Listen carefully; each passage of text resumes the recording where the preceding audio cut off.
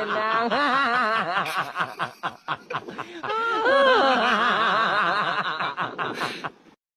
Nah, ini parah nih.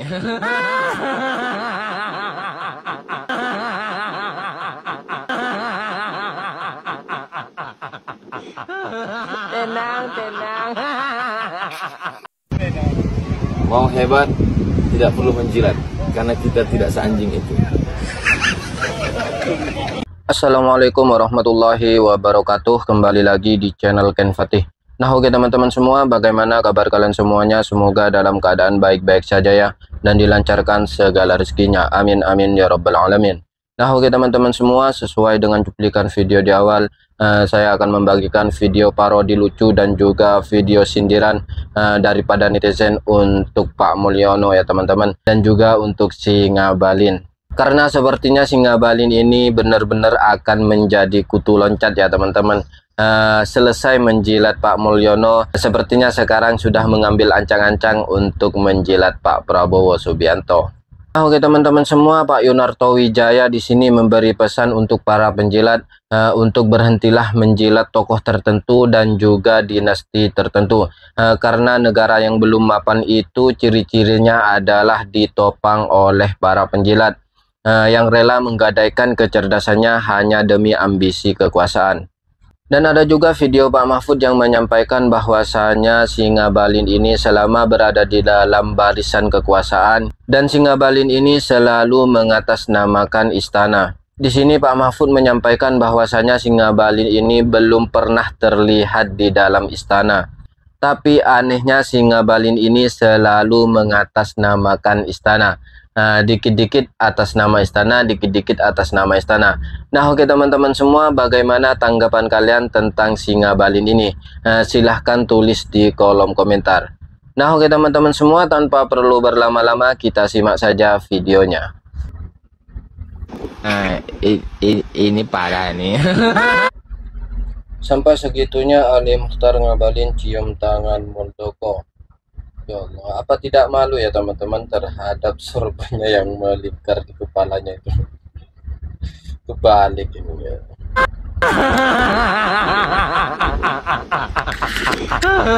Tenang.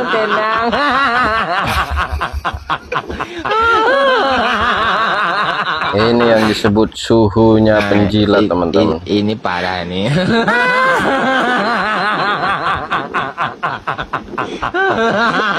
Tenang.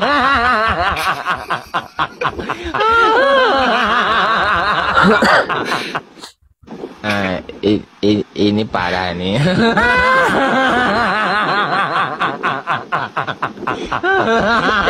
Tenang.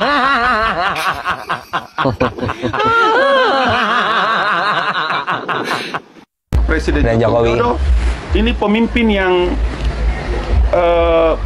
berjalan dengan Benarkah, apakah Anda setuju Raja Indonesia terbaik versi Ngabalin? Apakah teman-teman percaya dengan ucapan si Ngabalin tersebut? Kita terus saja ke videonya. caranya sendiri.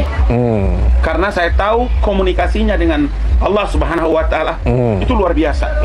Puasa Nabi Daudnya per hari ini lebih dari 18 tahun.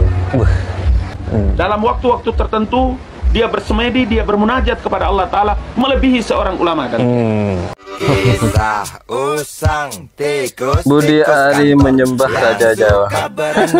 Di sungai yang Ya Allah, demi sebuah jabatan teman-teman. Tikus berdasi yang suka ingkar janji. Goblok orang. Mau hebat, tidak perlu menjilat, karena kita tidak seanjing itu. Betul.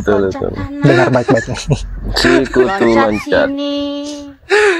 Dulu bela sana, sekarang bela sini. Apakah di politik itu memang harus begitu, Bang Ali?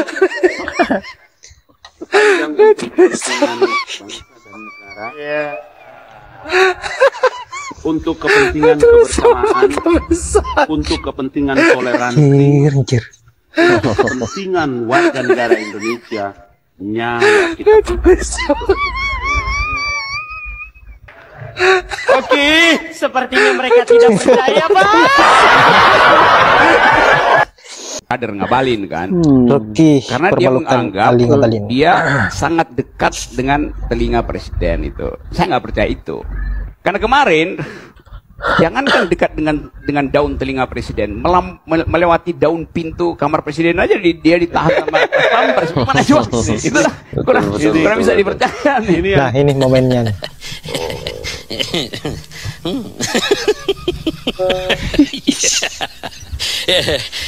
Langsung ditahan ya guys. Tidak boleh masuk. Oh,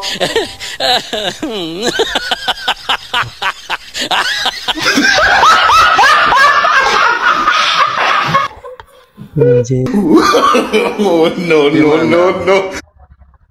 Di mana ada tulang, di situlah ada anjing.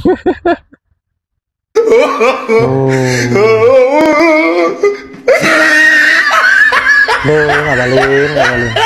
Buka tembok.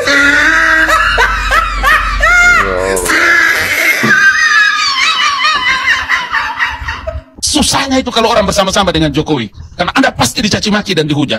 Saya dicaci maki dan dihujat, tapi saya juga ada sedikit dapat jabatan, ada sedikit dapat jabatan. Jadi saya tidak keberatan. Pokoknya yang penting dapat jabatan teman-teman, kata si Ngabalin. Dihujat tidak masalah. Dulu nggak begitu waktu jubir Oh iya, saya dari awal saya sudah bilang. Dulu nggak begitu. Saya kan dari awal saya bilang, dari awal. Jadi bukan karena kekuasaan yang bisa mengubah imannya abang ini. Bukan. Jadi begini, tidak ada orang yang bisa menolak kekuasaan. Kekuasaan itu adalah sesuatu fitrah bagi manusia. Hadis firman manapun boleh kita duduk. Kita belajar itu ilmu tafsir. Kekuasaan adalah sesuatu yang tidak mungkin bisa ditolak. Bohong kalau ada orang yang bilang dia menolak tentang kekuasaan. Kekuasaan itu adalah candu. Jadi kekuasaan siapapun secara alamiah, kalau tak dibatasi, akan membuat seseorang itu lupa diri. Dan dia akan terus mengakumulasi kekuasaannya, akan mengakumulasi bagaimana keturunan-keturunan politiknya itu dilanggengkan. Artinya dalam state of nature, dalam kondisi alamiah, ada kecenderungan pada diri manusia itu tidak mau kemewahan kekuasaan yang didapatkan. Dalam konteks itulah regulasi itu penting. Kenapa pasca reformasi itu orang bicara tentang bagaimana jabatan presiden itu dibatasi supaya tak ada lagi presiden di negara ini seperti Soeharto yang ingin berkuasa seumur hidup. 32 tahun berkuasa itu pun diturunkan di tengah jalan oleh aktivis-aktivis 98. Pasca itu jabatan presiden hanya dibatasi 2 periode. Itu pun kemarin di 2024 menjelang Pilpres. Ini kan ramai soal bagaimana memperpanjang masa jabatan presiden. Itu apa artinya? Menjadi presiden itu nikmat. Menjadi gubernur, bupati, dan wali kota itu nikmat dan nyaman. Karena setumpuk kekuasaan, dia akan memberikan privilege dan kemudahan-kemudahan yang lain di negara ini khususnya. Jadi ini yang saya kira, kenapa kekuasaan itu harus di stop dan ada periodisasinya. Ini untuk menghindari orang sewenang-wenang menggunakan kekuasaan politiknya yang saat ini sedang berkuasa pada level semua kekuasaan, baik eksekutif dan legislatif, itu untuk mengerem dan dia tidak melakukan segala-galanya seumur hidup. Masa orang-orang baik seperti saya dalam istana juga kalian maki-maki sama saya? Berikanlah kekuasaan pada seseorang kalau Anda tahu dia orang baik atau tidak. Ingersoll, Jaksa Agung Amerika 1800-an. Ya, saya simpel. Stop demokrasi kultus. Jadi para penjilat, hentilah menjilat tokoh tertentu, keluarga tertentu, dinasti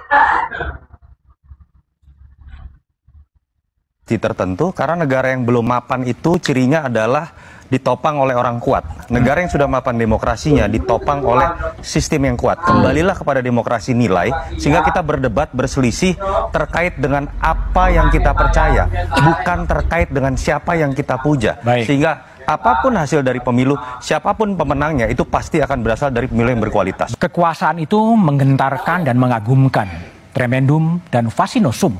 Karena itulah orang berupaya untuk meraih kekuasaan, mempertahankan kekuasaan atau mewariskan kekuasaan. Pada sisi lain, kekuasaan itu memabukkan sehingga orang bisa jatuh karenanya. Kekuasaan itu cenderung korup. Karena itulah kekuasaan harus dibatasi agar kekuasaan tak kebablasan, karena kekuasaan itu begitu menggoda. Ngabalin tuh kan mengatasnamakan istana. Iya, nggak apa itu, siapa itu, nggak setuju dia. KPK itu dikembalikan, rame itu kan masih ada di. Iya, saya mendengarkan itu. Iya kan, nggak usah itu, ini apa, siapa yang mewakili rakyat, macam-macam gitu. Katanya mewakili istana, meskipun selama 5 tahun saya di istana, saya tidak pernah Pak Ngabalin ini bertemu presiden. Datang ke istana aja enggak. Iya. Sepengetahuan saya, sehingga saya Pak Ngabalin tuh kok sering atasnamakan istana apa presiden? Kapan yang ngomongnya sama dia? Iya, iya. Kadang-kala dia sudah menjelaskan hasil sidang kabinet. Padahal dia tidak pernah tuh ada di istana. Iya, iya. Saya yang paling sering ke istana. Kalau ada hal-hal penting kan mesti menteri tahu. Iya, tapi betul. Pak Ngabalin selalu mengatasnamakan presiden. Gitu. Ya enggak tahu ya kalau ada rapat malam atau apa saya enggak tahu. Oleh sebab itu enggak membantah. Tapi sampai sekarang saya Rapat heran. tengah malam, Apa guys. tuh Pak Ngabalin selalu diundang. Oleh media juga yang salah sih disebut ini orang istana, ini orang istana.